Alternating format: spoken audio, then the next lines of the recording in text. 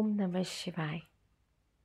आई कलावती देवी बाय राधिका जोशी या आपल्या यूट्यूब चॅनलमध्ये मी आपणा सर्वांचं स्वागत करते.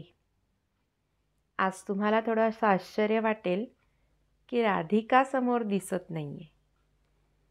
पण काय होतं की भजनाच्या निमित्ताने विविध उपक्रम चालू असतात.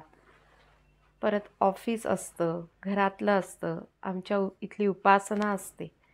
ते करत असताना व्हिडिओ शूटिंग करण्याची खूप तारांबळ उडत आहे आणि कदाचित पुढच्या महिन्यापासनं बाहेरगावचे कार्यक्रम पण चालू होतील. तर असा विचार केला की ज्या वेळेला व्हिडिओ शूट करायला जमणार नाही त्यावेळेला निदान ऑडिओ तरी आपण टाकत जावे. तर त्यामुळे मी आज ऑडिओच्या रूपानेच तुमच्याशी तुम्हाला भेटत आहे. उद्या ऋषीपंचमी, आपल्या माऊलींचा वाढदिवस आणि या वाढदिवसाच्या निमित्ताने असा विचार मनात आला की माऊलींनी आजवर आपल्यासाठी काय काय कष्ट घेतले आहेत आणि त्याचं वर्णन करूयात. आणि आपल्या परमपूज्य आई श्री कलावती देवी ह्यांच्या भजन मार्गाचा वेगळेपणा काय आहे हे सर्वांसमोर ठेवूयात त्यांच्या वाढदिवसाच्या निमित्ताने, असा विचार मनात आला आणि तसा प्रयत्न आज आपण व्हिडिओमधनं करूयात. सर्वप्रथम आई हा शब्द उच्चारताच मनात काय बरं येतं की ती आई लेकराची माय असते, ती आई वासराची गाय असते, ती आई दुधाची साय असते, ती आई लंगड्याचा पाय असते, ती जन्माची शिदोरी असते बरं का. सरतही नाही आणि उरतही नाही, असं आईचं वर्णन चटकन आपल्यासमोर येतं. एक सामान्य आईसुद्धा आपल्या लेकरासाठी सर्व काही करते. मग ही आई म्हणजे परमपूज्य आई श्री कलावती देवी गुरुमाऊली ही तर जगाची माऊली आहे. अंबाबाई तू त्रैलोक्याची आई, या माऊलीची कोट्यावधी आपण लेकरं आहोत. परमपूज्य आई विनोदानी म्हणायच्या की तुमचं ते फॅमिली प्लॅनिंग वगैरे जे काय आहे ना ते मला ॲप्लिकेबल नाही बरं, कारण माझी कोट्यावधी लेकरं आहेत. अशी ही माऊली जनसुखवाया तत्पर असते, जैसी वत्सा गाऊनी आई आई आई म्हणता भक्ता संकटी धावली. आता व्यवहारातली आपली आई काय करते बरं? आपल्याला बोलायला शिकवते, पहिलं पाऊल टाकायला शिकवते, चांगल्या वाईट गोष्टींची ओळख करून देते, आपली सर्वतोपरी काळजी घेते, आपल्याला जेव खाऊ घालते, अतिशय निस्वार्थ असं प्रेम करते. तिचं मूल कितीही वाया गेलेलं असलं तरी त्याच्या पाठी जगात एक माऊलीच कायम उभी राहते, त्याला टाकून देत नाही. प्रसंगी योग्य वळण लागण्यासाठी 4 धपाटे घालते, परंतु ते घातल्यावर त्याचं वाईट वाटून मनात रडते सुद्धा बरं. अशी सामान्य जगातील आईसुद्धा, तिलासुद्धा आपण देवा इतकंच वरचं स्थान दिलेलं आहे. मग आपली सद्गुरू माऊली, तिचं काय वर्णन करावं बरं. आज वाढदिवसाच्या दिवशी आपल्या गुरुमाऊलीने आपल्यासाठी काय केलं ते आपण बघू. भाद्रपद शुद्ध पंचमी या शुभ दिनी, सीता माईच्या उदरी घेतला अवतार, ब्राह्मी मुहूर्ती शांतारामा आनंदती, अंबे जो जोगे. तर तिने आम्हाला चांगलं बोलायला शिकवलं. काय बोलायला शिकवलं? देवाचं नाव, भजन. कारण देवाच्या नावा इतकं चांगलं जगात काहीच नाही. आपल्या गुरुमाऊलीने आम्हाला चालायला शिकवलं. कुठे चालायला शिकवलं? तर योग्य अशा कल्याणकारी मार्गावर, ज्यावर चालून आपल्या जन्माचं सार्थक होऊ शकतं. गुरुमाऊलींनी आपल्याला, आता आपल्या आईने जसं आपल्याला जन्म दिला, पण गुरुमाऊलींनी त्याच्या पुढे काय केलं की आपल्याला जन्म मरण चक्रातून मुक्त करण्यासाठी हा सन्मार्ग आपल्यापुढे ठेवला. ही आई आपल्याला नामामृत पाजून भवतापातून सोडवण्यासाठी तत्पर आहे. वाया गेलेल्या मुलाला जसं आई प्रेम करते, अगदी तसंच गुरुमाऊलीसमोर आपण सगळी वाया गेलेली आणि उनाड मुलंच आहोत बरं का. तरीसुद्धा ती सतत आपल्या चुकापदराखाली झाकत आहे. फक्त पारमार्थिक प्रगती करण्यासाठी ती माऊली धडपडत नसून परमपूज्य आईंनी समाजाकडून दुर्लक्षित अशा बोहारी लोकांचा उद्धार करून त्यांना सन्मार्गाला लावण्याचं प्रचंड असं मोठं कार्य केलं आहे. त्या लोकांना रोज अंघोळ करायला लावली, म्हणजे हायजिनिक राहायला शिकवलं. त्यांच्या बायकांना नीटनेटकं राहायला शिकवलं. शिव्यान वाचून न बोलणाऱ्या त्या लोकांना चांगलं बोलायला शिकवलं. व्यसनांपासून सोडवलं. भाषा सुधारली. शुद्ध बोलायला शिकवलं. मुलांना शिक्षणासाठी प्रवृत्त करून त्यांचं आयुष्य मार्गी लावलं. मोफत औषध देऊन जनसेवा केली. संत फक्त पारमार्थिक गायडन्स देतात असं नसून ते लोकशिक्षण, लोकजागृती आणि लोककल्याण हे त्यांचं कार्य करतात.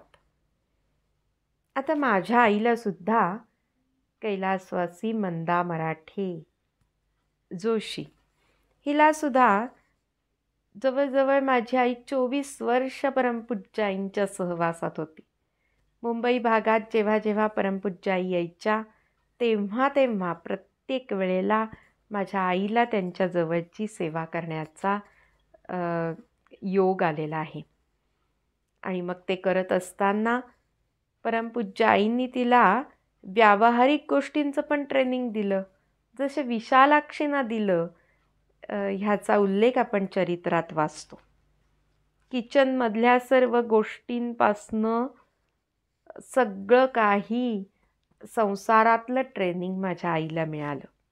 म्हणजे फक्त पारमार्थिक गायडन्स देतात असं नसून आपल्याला काय म्हणतो, आपल्याला माणूस म्हणून लागणाऱ्या सगळ्या कला, सगळं बुद्धिचातुर्य ते आपल्याला शिकवतात. आता माऊलींच्या मार्गाचा वेगळेपणा काय आहे, हे आत्मचिंतन, हे मनन आपण आज वाढदिवसाच्या दिवशी करूया असं माझ्या मनात आलं. सर्वात पहिला पॉईंट आहे की त्या स्त्री संत आहेत. घरात बघा कोणालाही बोलायला चान्स नाही की कोणत्या बुवाच्या मागे लागलीस बरं, असा चान्सच त्या स्त्री अवतारात असल्यामुळे आपल्याला मिळालेला नाही. म्हणजे कोणाला म्हणायलाच चान्स दिलेला नाही. दुसरा मुद्दा आहे, परमपूज्य आईंनी फक्त नामावर जोर न देता आपल्या पुढे नामस्मरण, भजन आणि वाचन हे त्रिकूट ठेवलेलं आहे. म्हणजे व्हरायटी ठेवलेली आहे. माझ्यासारख्या ज्यांना नामाचा कंटाळा आहे त्यांना 500 अभंग अप्रतिम चाली असलेल्या भजनांची मेजवानीच दिलेली आहे. ज्यांना नामस्मरण करायचं आहे त्यांना तो ऑप्शन आहे. ज्यांना ग्रंथ वाचन करायचं आहे, सगळ्या ग्रंथांचं सार एकत्र करून त्या माऊलीने अतिशय कष्टाने आपल्या वाङ्मयांची निर्मिती केली आहे. तसंच लहान मुलांना बालोपासनेचं एक वेगळं पॅकेज ठेवलं आहे. नोकरी करणाऱ्यांना फार वेळ मिळत नसेल तर नित्योपासनेचं एक पॅकेज ठेवलेलं आहे. किती किती प्रकारे आपला विचार केलेला आहे, जेणेकरून आपल्याकडून दिवसातनं काही वेळ देवाचं स्मरण व्हावं, यासाठी पुरेपूर व्हरायटी त्यांनी आपल्यापुढे ठेवलेली आहे. परमपूज्य आई नेहमी म्हणायच्या की भजनानी सुरुवात आणि नामानी शेवट. कारण काय की जेव्हा आपल्या अंगातली ताकद कमी होते किंवा संपत येते, अशा शेवटच्या क्षणी आपल्याला नाम घ्यायला अतिशय सोपं आहे. निजल्यासुद्धा आपण ओम नमः शिवाय हे इझिली तोंडाने म्हणता आलं नाही तर तेवढी ताकद नसेल तर मनातल्या मनात सुद्धा आपण नामस्मरण करू शकतो. म्हणून ज्यांना आत्ता ताकद आहे त्यांनी जास्तीत जास्त भजनाचा नेम करण्याचा प्रयत्न करा. एकदा ताकद संपली की नामस्मरण आपल्याला करायचंच आहे. याचा अर्थ आत्ता नामस्मरण करायचं नाही असा नव्हे, पण सुरुवात भजनानी म्हणजे काय की हरिमंदिरात भजनाला जात असताना अंगात ताकद असेपर्यंत तन मन धनानी सेवासुद्धा करायची आहे, असा माझा अर्थ आहे. ही व्हरायटी आपण बघितली जी खूप कमी मार्गात दिसून येते. तसंच तिसरा पॉईंट आपण बघू शकतो तो म्हणजे उपासनेच्या वेळा. सकाळी 7 ते 8:30, दुपारी 4:30 ते 6, रात्री 9 ते 10 या 3 वेळेला प्रार्थना ठेवलेली आहे. का याचं कारण काय असेल की ज्यांना ज्या वेळेला शक्य आहे, कोणाला सकाळी जमत असेल, गृहिणींना दुपारी जमत असेल, जॉब करणाऱ्यांना रात्री जमत असेल, तर तिन्ही वेळामध्ये कधीतरी एकदा तरी जाऊन तुमच्याकडनं हरीची प्रार्थना व्हावी. सध्या आपलं दुर्भाग्य असं आहे की आपल्याला तिन्हीपैकी कोणत्याही वेळेत हरिमंदिरात उपासनेला जाताच येत नाही, कारण आपला निश्चय कमी पडतो. जॉबचे टायमिंग्स जरी 12-12 तासाचे असले तरी जर निश्चय केला तर आपल्याला एक तरी प्रार्थना गाठणं शक्य आहे. जसं रात्री आल्यावर मोबाईल म्हणजे मी टाईम म्हणून आपण 2-2 तास ॲमेझॉन प्राईम किंवा अजून तत्सत कोणत्या वेबसिरीज बघत असतो अशा सोशल मीडियावर OTT प्लॅटफॉर्मवर, तसं ठरवलं तर सकाळच्या भजनाला, ठरवलं तर रात्रीच्या नित्योपासनेला जाणं सहज शक्य आहे. चौथा मुद्दा आपल्या मार्गाच्या वेगळेपणाचा की परमपूज्य आईंनी असं ठासून सांगितलेलं आहे, एका हरी भजना वाचून काय करीसी वृथा क्षीण.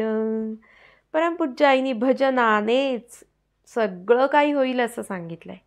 त्या एका भजनामध्ये एवढं सामर्थ्य घालून ठेवलं आहे की इथे दुसरं काहीही व्रत वैकल्य नेम करायची गरजच ठेवलेली नाही. त्या भजनातलं सामर्थ्य एवढं आहे. इथे बाह्यरंगाला महत्त्व नाही, इथे पैशाचं काम नाही, इथे कोणताही शो ऑफ झगमगाट नाही, अवडंबर नाही. उद्या सिद्धार्थ वैभवचं पारायण करायचं मनात आलं तर कोणत्याही क्षणी सुरुवात करू शकतो. त्याला उद्यापन नाही, त्याला सांगता नाही, भटजींची गरज नाही, नैवेद्य पाहिजे अशी अट नाही, कोणत्याही प्रकारच्या अभिषेकासाठी पैसे घेतले जात नाहीत. हरिमंदिरात येऊन फक्त परमपूज्य आई म्हणतायत एकत्र देवाची प्रार्थना करा. म्हणजे आईंनी सामुदायिक भजनाला इतकं महत्त्व दिलं आहे, त्याची काही कारणं आपण आज बघूयात.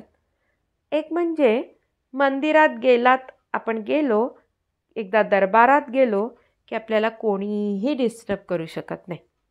आई नेहमी दारूच्या गुत्त्याचं उदाहरण द्यायच्या की दारूच्या गुत्त्यात जाऊन दारू पिण्यात काय आनंद आहे म्हणे, तर घरातले कोणी बघतील ह्याची काळजी नाही आणि कोणीही तिथे डिस्टर्ब करायला येणार नाही.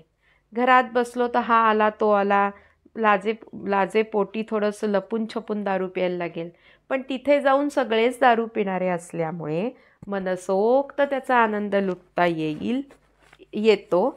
म्हणून आपण सुद्धा त्या दरबारात जाणं महत्त्वाचं आहे. घरात असलं की बघा 100 विघ्न येतात त्या भजनात. हा आला, तो आला, मुलं आली आणि सर्वात मोठा शत्रू सध्या आपला मोबाईल आणि व्हॉट्सअप आहे. जरा एक मोबाईलची रिंग वाजली, व्हॉट्सअप मेसेजचा आवाज आला, तर आपलं चित्त दुश्चित्त होतं भजन करताना, की अरे कोणाचा अर्जंट तर नसेल ना, ऑफिसच्या बॉसचा असेल का मेसेज, फोन, आत्ता बघितला नाही तर आपली नोकरी जाईल की काय, आत्ता हा फोन घेतला नाही तर त्या समोरच्या माणसाचा इगो हर्ट होईल की काय. आणि देवाचा इगो किंवा देवाला कधीच वाईट वाटत नाही असं आपल्याला वाटत असल्यामुळे आपण फर्स्ट प्रायोरिटी ही ह्या सामान्य लोकांना देऊन शेवटची प्रायोरिटी भजनाला देतो. मग घरात भजन करताना किती वेळ शांत चित्ताने भजन होतं. समोर दूध उतू चाललेलं दिसतं, भाजी फोडणीला टाकली ती करपते ती दिसते, कुकरच्या शिट्ट्या मोजायला लागतात वगैरे वगैरे. ज्याचं त्यांनी ठरवा किती वेळ घरात शांत चित्ताने.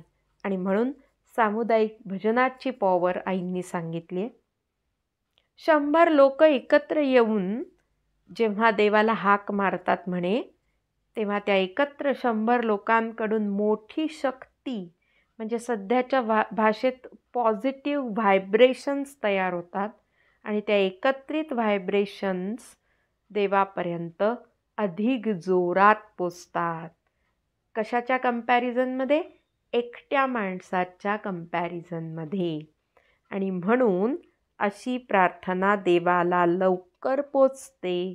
म्हणून सामुदायिक प्रार्थना करा असं परमपूज्य आईंनी सांगितलेलं आहे. माझ्या पदरचं ह्याच्यात एकही शब्द नाही.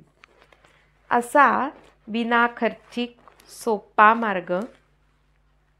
नको तपदेह दंडन, नको व्रते दातृपण,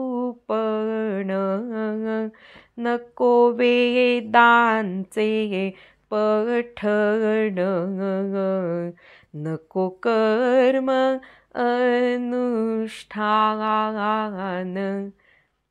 कलियुगी भजन सुलभ, वश होई रुक्मिणी वल्लभ, एका हरी भजना वाचून, काय करीसी वृथाशीण. आणि आपण भजन करून सगळी भजन सोडून सगळी व्रत वैकल्य, त्याच्यात पैसा श्रम अहर्निश खर्च करत असतो. पण त्यातलं मर्म न समजल्यामुळे आपल्याला कधीही मानसिक शांती समाधान आल्याचा अनुभव मिळत नाही. आता 5वा पॉईंट आहे, इथे कोणतीही वर्गणी घेतली जात नाही बरं का.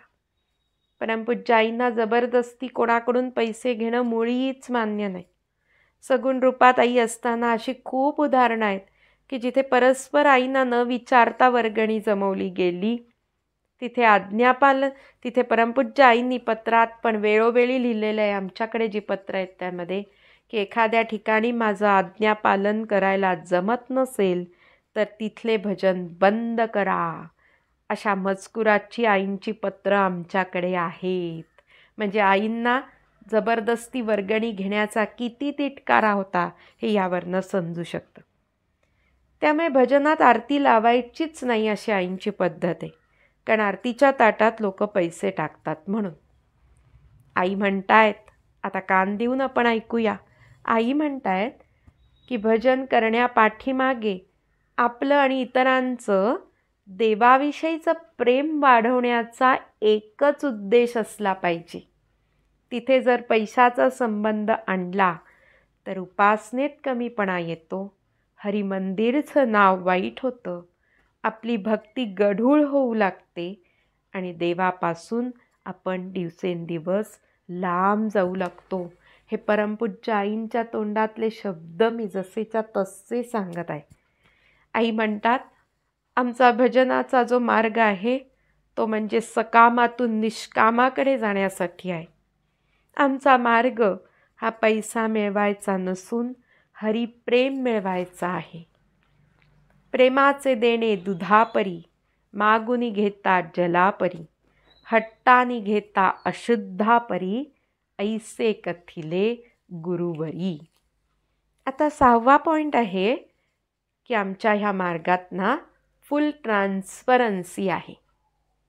परमपूज्य आई म्हणतात, कोणीतरी मैत्रिणींनी सांगितलं म्हणून, नातेवाईकांनी सांगितलं म्हणून तुम्ही माझ्यावर विश्वास ठेवू नका किंवा या मार्गात सुद्धा येऊ नका. सर्वप्रथम मी बोलते तशी वागते की नाही याची तपासणी करा आणि मगच या मार्गात या. असं कोणाची तरी हिंमत आहे का हो सांगायची? ही हिंमत फक्त खऱ्या संतांची असते. बाकी भोंदू बाबांकडे आत बाहेर काहीतरी असतंच बघा लपवण्यासारखं. पण इथे आत बाहेर काहीच नसल्यामुळे अतिशय क्लिअर ट्रान्सपरन्सी आपल्याला बघायला मिळते.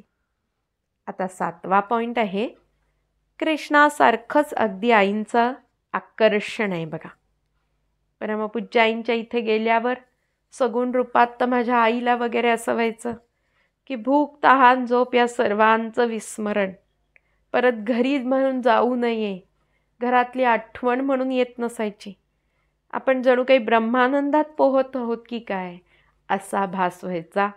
तो भास निर्गुण रूपात भजनाला गेल्यावर सुद्धा आपण अनुभवत आहोत. मन गारेगार होऊन जातं. ऑफिसला जायला नको, घरात जायला नको, कारण घरात गेल्यावर परत ती जी टेन्शनची भूतं आहेत ती आपल्या डोक्यावर बसणार. ह्या हरिमंदिरात, ह्या भजनाला, ह्या सप्ताहातच राहावं असं आपल्या सगळ्यांना वाटतं. सर्वात आश्चर्यकारक 8वा पॉईंट आहे, शिस्त. भजन उपासनेच्या वेळी जेव्हा लोक येतात तेव्हा 1000 लोक जरी असली सप्ताहाला तरी पिन ड्रॉप सायलेन्स असतो. तिथे मासळी बाजार भरत नाही जो तो ओम नमः शिवाय म्हणतो. तसंच भजन उपासनेच्या ज्या वेळा आहेत त्या आजतागायत कोणत्याही लाखो ठिकाणी भजन चालू आहे, पण 4ला म्हणजे 4च्या ठोक्यालाच भजन सुरू होणार. रात्री 9ला म्हणजे 9लाच नित्योपासना सुरू होणार. जग इकडचं इकडे झालं तरी आमच्या भजनाची वेळ कधीही चुकत नाही. अजून एक म्हणजे आमच्या इथे कोणताही भेदभाव नाही बरं का. गरीब श्रीमंत, उच्च नीच, लहान थोर हा कोणताही भेदभाव आमच्याकडे दिसून येत नाही. पण स्त्री पुरुष भेदभाव मात्र नक्की दिसतो. हरिमंदिरात आल्यावर डावीकडे भगिनींनी बसायचं आणि उजवीकडे बंधूंनी बसायचं अशी आपली पद्धत आहे. आता 9वा पॉईंट आहे, आईंना वरपांगीपणा आवडत नाही. म्हणजे कोणताही स्पेसिफिक युनिफॉर्म, आईंचा फोटो असलेले बिल्ले, अशा गोष्टी आईंना अजिबात केलेल्या आवडत नाहीत. एका रंगाच्या साड्या नेसून जाणं, भगवी पातळं कोणीतरी इच्छा व्यक्त केलेली, आई म्हणल्या की मला वरपांगपणा अजिबात आवडत नाही. म्हणजे त्यांची प्रसिद्धी झालेली पण त्यांना आवडत नाही आहे. त्यांना फक्त आणि फक्त प्रार्थना करा एवढंच त्यांचं सांगणं आहे. 10वा पॉईंट आहे, आमच्या आईंना शिष्य संग्रहाची बिलकुल आवड नाही. सध्याच्या भाषेत बघा की माझे यूट्यूबचे इतके फॉलोअर्स आहेत, माझे इंस्टाग्रामचे इतके फॉलोअर्स आहेत आणि जेवढे फॉलोअर्स जास्त तेवढा तो बाबा किंवा संत असेल तो मोठा, त्याला प्रसिद्धी देते सगळी सोशल मीडिया. तर असं परमपूज्य आई किंवा खऱ्या संतांना बिलकुल फॉलोअर्सची आवड नसते. मग त्यांना काय हवं असतं? त्यांना हवं असतं लोकांनी देवाची आराधना करून त्यांचं दुःख कमी झालेलं, इतकीच त्यांची म्हणजे हे पाहायची इतकीच त्यांची इच्छा असते. आता 11वा पॉईंट आहे की आईंना लहानपणा घ्यायला फार फार आवडतो. परमपूज्य आईनी कधीच कोणाकडून सत्कार करून घेतला नाही, कोणाकडून गिफ्ट घेतली नाहीत, मौल्यवान भेटवस्तू घेतल्या नाहीत, स्वतःची कधी पाद्यपूजा करून घेतलेली नाही. श्रीमंतांना इथे VIP ट्रीटमेंट नाही, सर्वांना समान वागणूक.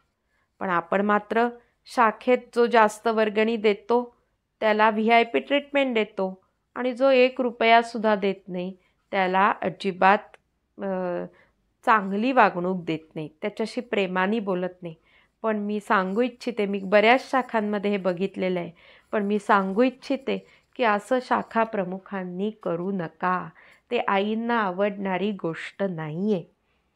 आईंच्या कृपेने कितीही चमत्कार झाले तरी त्या कायम त्याचं श्रेय स्वतः न घेता कृष्णाची किमया असं म्हणत असत.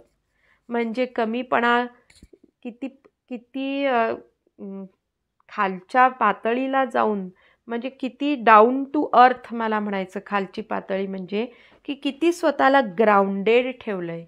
आणि हे फक्त संतच करू शकतात. आपल्यासारखी मंडळी, आपल्याला थोडंसं भजन आलं, आपल्याला थोडेसे 4 शब्द अनुभव कथनाचे बोलता आले, ती आपण लगेच आभाळात जातो. पण परमपूज्य आईंकडे त्यांचा धाक ठेवला तर आपण सुद्धा कायम ग्राउंडेड राहू, ह्याची सर्वांनी नोंद घ्या. आता 12वा पॉईंट आहे, आमच्या आई स्वावलंबी होत्या बरं का. कधीही कोणाकडूनही त्यांनी पर्सनल सेवा करून घेतली नाही. त्यांच्यासाठी फाटा त्यांनी कधीही ठेवला नाही आजूबाजूला. नाहीतर एक संत येणार तर त्याच्या पाठीमागे आणि पुढे 50 जणांचा घोळका असतो. तसं परमपूज्य आईने कधीही केलं नाही.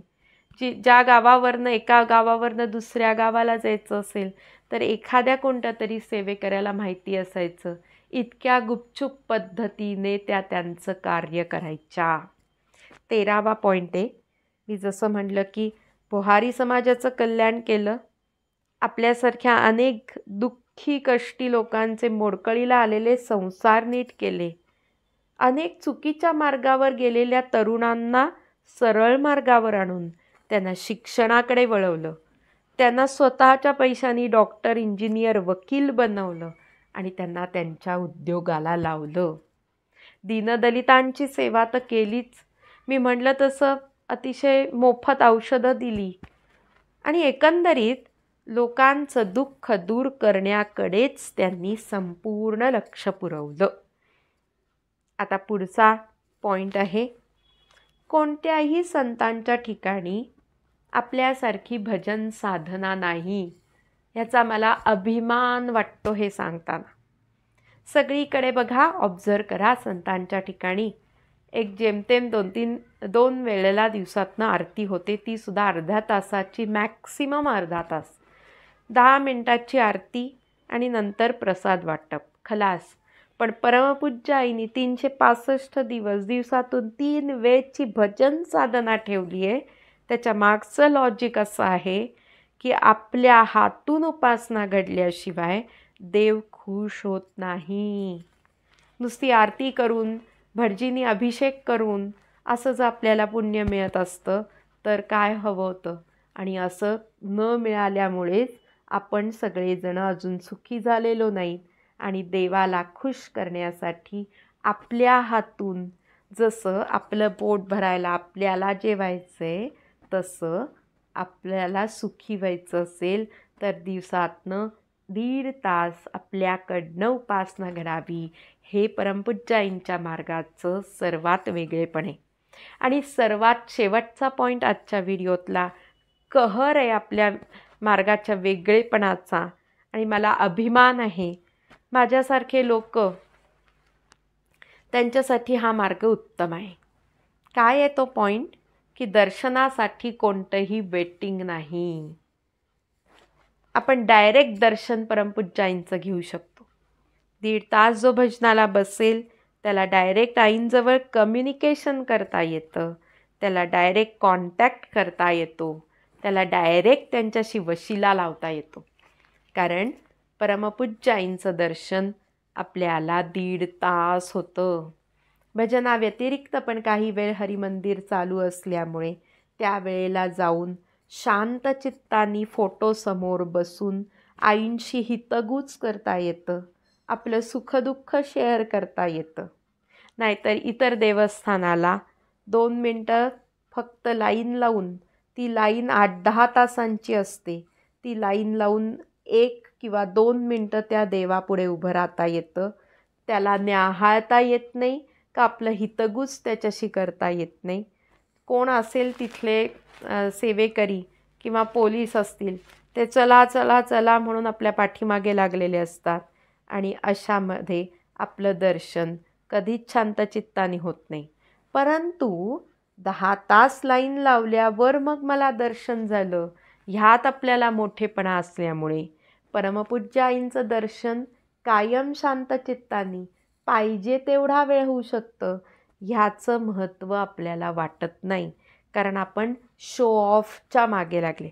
पण माझ्यासारखा माणूस मी 10 तास कोणत्याही देवस्थानाला जाऊन उभी राहू शकत नाही. त्याच्याऐवजी मी 10 तास भजन करू शकते नक्की. पण माझ्यासारख्या माणसांसाठी हा पॉईंट अतिशय क्रुशियल आणि महत्त्वाचा ठरतो. आणि आईंजवळ कम्युनिकेशन करायला इझी ॲक्सेसिबिलिटी आपल्या मार्गात आणि फक्त आपल्या मार्गातच आहे.